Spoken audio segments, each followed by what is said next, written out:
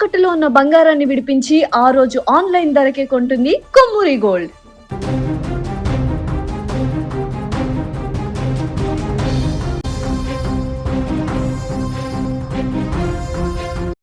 Yes, Tamil Nadu ముఖ్యమంత్రిగా విజయ్ ప్రమాణ స్వీకారానికి ముహూర్తం ఫిక్స్ అయింది.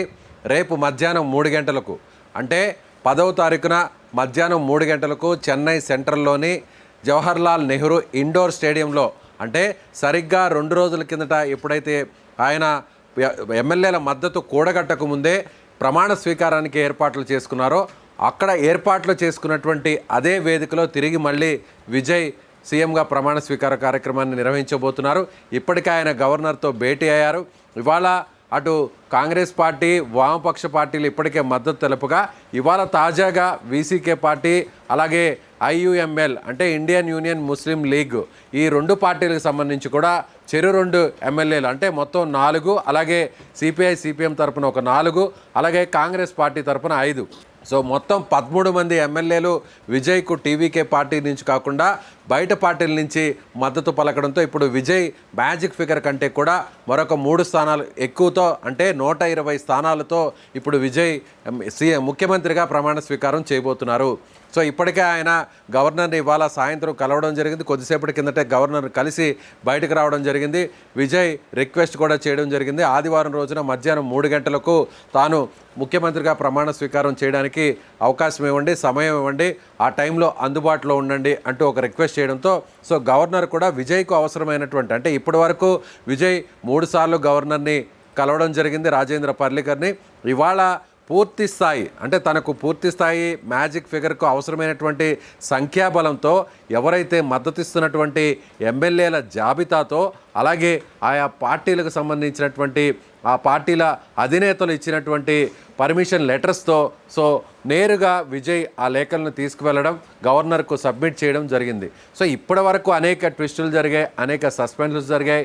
విజయ్ ముఖ్యమంత్రి అవుతాడా లేదా అనేటువంటి ఒక సస్పెన్స్ గత 4-5 రోజుల నుంచి కూడా కొనసాగింది. తమిళనాడులో జరిగినటువంటి ఎన్నికల్లో, ఏప్రిల్లో జరిగినటువంటి ఎన్నికలు ఫలితాలు మే 4వ తారీఖున వెలువడ్డాయి. మే 4వ తారీఖున వెలువడ్డ ఫలితాల్లో అనూహ్యంగా విజయ్ 3వ స్థానానికి పరిమితం అవుతారని అటు ఎగ్జిట్ పోల్స్, సర్వే ఫలితాలన్నీ చెప్పినా వాటన్నిటినీ బీట్ చేస్తూ విజయ్ ఫస్ట్ ప్లేస్లోకి రావడం జరిగింది. 108 స్థానాల్లో విజయ్ పార్టీ గెలుపొందడం జరిగింది. ఆ తర్వాత విజయ్ 2 చోట్ల పోటీ చేయడంతో, చెన్నైలోని పెరంబూర్ నియోజకవర్గం, అదేవిధంగా తిరుచి ఈస్ట్ నుంచి ఆయన పోటీ చేయడంతో ఒక స్థానంలో రాజీనామా చేసినటువంటి పరిస్థితి. సో ఇప్పుడు విజయ్ నంబర్ 107కు చేరుకుంది. అలాగే తమిళనాడులో ఉన్నటువంటి అసెంబ్లీ ఎమ్మెల్యేల సంఖ్య కూడా 234 నుంచి 233కు చేరుకుంది. దాంతో అటు మ్యాజిక్ ఫిగర్ 118 నుంచి 117కు చేరుకోవడంతో ఇప్పుడు విజయ్ 107 ప్లస్ అలాగే Congress, CPI, CPM, VCK, IUML, ఈ పార్టీకి సంబంధించి ఐయుఎంఎల్కి సంబంధించిన ఎమ్మెల్యేల మద్దతుతో ఇప్పుడు విజయ్ 120 మంది సపోర్ట్తో విజయ్ సీఎంగా ప్రమాణ స్వీకారం చేయబోతున్నారు. విజయ్తో పాటుగా కొంతమంది కేబినెట్ మంత్రులు కూడా ప్రమాణ స్వీకారం చేయడానికి ప్రస్తుతానికి ఇన్ఫర్మేషన్ అయితే అధికారికంగా బయటకు రాలేదు. తొలుత విజయ్ మాత్రమే ప్రమాణ స్వీకారం చేసి, ఆ తర్వాత మిగిలినటువంటి కేబినెట్ మంత్రులతో ప్రమాణ స్వీకారం మరొక రోజు చేస్తారా లేదా అనేటువంటి క్లారిటీ కూడా రావాల్సినటువంటి అవసరం ఉంది. అయితే ఇప్పుడు ముఖ్యంగా విజయ్తో పాటుగా, విజయ్ పార్టీకి సంబంధించినటువంటి ఎమ్మెల్యేలతో పాటుగా కాంగ్రెస్ పార్టీకి సంబంధించినటువంటి 5 మంది ఎమ్మెల్యేల్లో 2కు ఇప్పటికే మంత్రి పదవులు ఇవ్వాలని ఆ పార్టీ కూడా ఒక డిమాండ్ను విజయ్ ముందు ఉంచడం జరిగింది. అదేవిధంగా కాంగ్రెస్ పార్టీకి డిప్యూటీ సీఎం ఇస్తారా లేదా అనేటువంటి ఒక చర్చ కూడా ప్రస్తుతం అయితే నడుస్తుంది. దాని మీద కూడా ఇంకా క్లారిటీ రావాల్సినటువంటి అవసరం ఉంది. అదేవిధంగా వామపక్ష పార్టీలు మాత్రం, సిపిఐ, సిపిఎం పార్టీలు మాత్రం, ఈ 2 పార్టీలు ఒక్కొక్క పార్టీ దగ్గర 2 ఎమ్మెల్యేలు చొప్పున, సిపిఐ, సిపిఎం దగ్గర 4 ఎమ్మెల్యేలు ఉన్నారు. అయితే వీళ్ళంతా కూడా బేషరతుగా అక్కడ సపోర్ట్ ఇవ్వడం జరిగింది. సో ప్రభుత్వంలో, సంకీర్ణ ప్రభుత్వంలో పూర్తి స్థాయిలో భాగస్వామ్యం కాకుండా బయట నుంచి కేవలం ప్రభుత్వం ఏర్పాటు చేయడానికి మాత్రమే వామపక్ష పార్టీలు మద్దతు ఇచ్చినటువంటి పరిస్థితి. కాబట్టి వామపక్ష పార్టీలు క్యాబినెట్లోకి వచ్చేటువంటి అవకాశం లేదు. సో వీళ్ళకి మంత్రి పదవులు తిరస్కరించినటువంటి పరిస్థితి. ఇక మిగిలినటువంటి మొత్తం దాదాపు ఒక 2 రోజుల నుంచి మొత్తం వ్యవహారం అంతా కేంద్రీకృతమైనటువంటి పార్టీ వీసీకే పార్టీ నిన్న సపోర్ట్ చేస్తానని అనూహ్యంగా సపోర్ట్ ఇంకా ఇవ్వలేదు అనేటువంటి యూటర్న్ తీసుకోవడంతో ప్రధానమైన రీజన్ వీసీకే పార్టీకి అక్కడ డిప్యూటీ సీఎం ఇవ్వాలి, అలాగే ఒక మంత్రి పదవి ఇవ్వాలి అనేటువంటి డిమాండ్ని చేయడంతో దానికి టీవీకే ఒప్పుకోకపోవడంతో యూటర్న్ తీసుకోవడం జరిగింది. సో నిన్న మంత్రి ఎవరైతే ముఖ్యమంత్రిగా అవడం కోసం తాను ఇచ్చినటువంటి ఎమ్మెల్యేల జాబితాలో వీసీకే లెటర్ అందుకే ఇవ్వకపోవడంతో మళ్ళీ కథ మొదలుకొచ్చింది. సో ఇప్పుడు వీసీకే పార్టీకి మంత్రి పదవి ఇవ్వడానికి ఒప్పుకున్నప్పటికీ డిప్యూటీ సీఎం ఇస్తారా లేదా అనేటువంటి క్లారిటీ అయితే ఇంకా రాలేదనే చెప్పాలి. అదేవిధంగా విజయ్ పోటీ చేసి రాజీనామా చేసినటువంటి మరొక 2వ స్థానమైన తిరుచి స్థానాన్ని కూడా వీసీకే పార్టీ కోరడం జరిగింది. తిరుమావలగల్ అనేటువంటి ఆయన ఎంపీ ఉన్నారు, చిదంబరం ఎంపీ ఉన్నారు. చిదంబరం ఎంపీ అక్కడి నుంచి పోటీ చేయాలి ఆ పార్టీ నుంచి, వీసీకే పార్టీ నుంచి అని అనుకున్నారు. కానీ దాని మీద ఇంకా కూడా ఒక అనౌన్స్మెంట్ అయితే రావాల్సినటువంటి అవసరం ఉంది. అదేవిధంగా ఐయుఎంఎల్కి కూడా ఒక మంత్రి పదవిని కూడా కేటాయించేటువంటి అవకాశం ఉన్నట్టుగా తెలుస్తుంది. సో మొత్తం 36 మంది క్యాబినెట్లో అవకాశం కల్పించేటువంటి అవకాశం ఉంది. 36 మందిలో 2 కాంగ్రెస్ పార్టీకి, అదేవిధంగా వీసీకే పార్టీకి 1, ఐయుఎంఎల్కు 1. సో మొత్తం బయట పార్టీలకు ఒక 4 స్థానాలను కేటాయించి 32 స్థానాలను టీవీకే పార్టీకి సంబంధించినటువంటి వ్యక్తులకు కేటాయించి ఎమ్మెల్యేలకు కేటాయించేటువంటి అవకాశం ఉంది. సో రేపు జరగబోతున్నటువంటి ఈ కార్యక్రమాన్ని ఏదైతే పూర్తి స్థాయిలో కాకుండా, అంటే పెద్ద ఎత్తున బహిరంగ సభ నిర్వహించి పెద్ద ఎత్తున ఆడంబరాలకు పోకుండా నామమాత్రంగా ఈ కార్యక్రమాన్ని నిర్వహించేటువంటి ఏర్పాట్లు చేస్తున్నారు. ఎందుకంటే ఈ ఇండోర్ స్టేడియం కెపాసిటీ కేవలం 3,000 మంది హాజరయ్యేటువంటి కెపాసిటీ. సో ఈ కార్యక్రమానికి ఒక 2,000 నుంచి 3,000 మంది మాత్రమే హాజరు కాబోతున్నారు.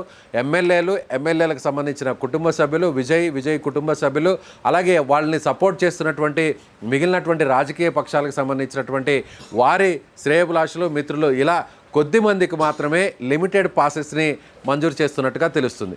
ఓవరాల్గా చూస్తే దాదాపు 7వ తారీఖున జరగాల్సినటువంటి ప్రమాణ స్వీకారం 3 రోజుల తర్వాత వాయిదా పడి సరిగ్గా అదే గ్రౌండ్లో, అదే ఇండోర్ స్టేడియంలో, అదే వేదిక మీద ఎట్టకేలకు విజయ్ ముఖ్యమంత్రిగా ప్రమాణ స్వీకారం చేయబోతున్నారు.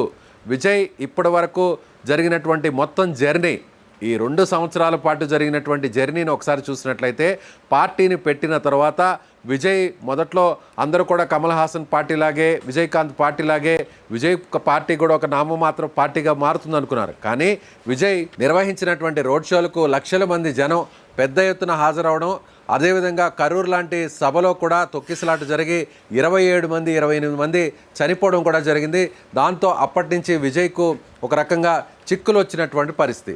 ఆ తర్వాత అక్కడి నుంచి విజయ్కి సంబంధించి అనేక ఇబ్బందులు పెట్టేటువంటి పరిస్థితి జరిగింది. ఎవరితో కూడా పొత్తులు పెట్టుకోలేదు, ఆయన సింగిల్గానే పోటీ చేశారు. సో ఎన్నికల ఫలితాలు వచ్చిన తర్వాత విజయ్కు ఇప్పుడు దాదాపు 108 స్థానాలు వచ్చాయి కాబట్టి ప్రతిదీ కూడా సంచలనమైంది. అయితే ప్రభుత్వాన్ని ఏర్పాటు చేయాల్సినటువంటి మ్యాజిక్ ఫిగర్ రాకపోవడంతో విజయ్కి సంబంధించి కేవలం ఒక 107 స్థానాలకు అక్కడ ఆయన పరిమితమైనటువంటి పరిస్థితి. కాబట్టి ఇప్పుడు బయట నుంచి సపోర్ట్ తీసుకున్నారు కాబట్టి ఎట్టకేలకు విజయ్ 120 మంది సపోర్ట్తో సంకీర్ణ ప్రభుత్వాన్ని ఆయన ఏర్పాటు చేయబోతున్నారు. సరిగ్గా రేపు ముహూర్తం కూడా ఫిక్స్ అయింది. 3:15 విజయ్ అను నేను అంటూ, సో తలపతి విజయ్గా ఉన్నటువంటి, సినిమా హీరోగా ఉన్నటువంటి విజయ్ ఇప్పుడు ముఖ్యమంత్రి కాబోతున్నారు. టీవీకే పార్టీ అధినేత, టీవీకే పార్టీ ఇప్పుడు ప్రభుత్వాన్ని ఏర్పాటు చేసేటువంటి పరిస్థితి అయితే ఉంది.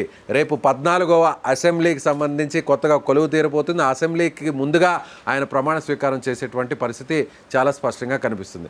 కోట్లాది మంది తమిళనాడు ప్రజలు, యావత్ దేశంలో ఉన్నటువంటి రాజకీయాల మీద ఆసక్తి కలిగిన వారు తమిళనాడు రాజకీయాల్లో రోజు రోజుకు తిరిగినటువంటి మలుపులకు ఎట్టకేలకు శుభం కార్డు పడబోతుంది. ఆ శుభం కార్డు కూడా విజయ్ ముఖ్యమంత్రిగా, సో క్లైమాక్స్, ఒక రకమైన రసవత్తమైనటువంటి క్లైమాక్స్తో ఈ విజయ్ పొలిటికల్కి సంబంధించినటువంటి ప్రభుత్వాన్ని ఏర్పాటు చేసేటువంటి ఎపిసోడ్ అయితే మాత్రం తెరవేయబోతుందని చెప్పవచ్చు.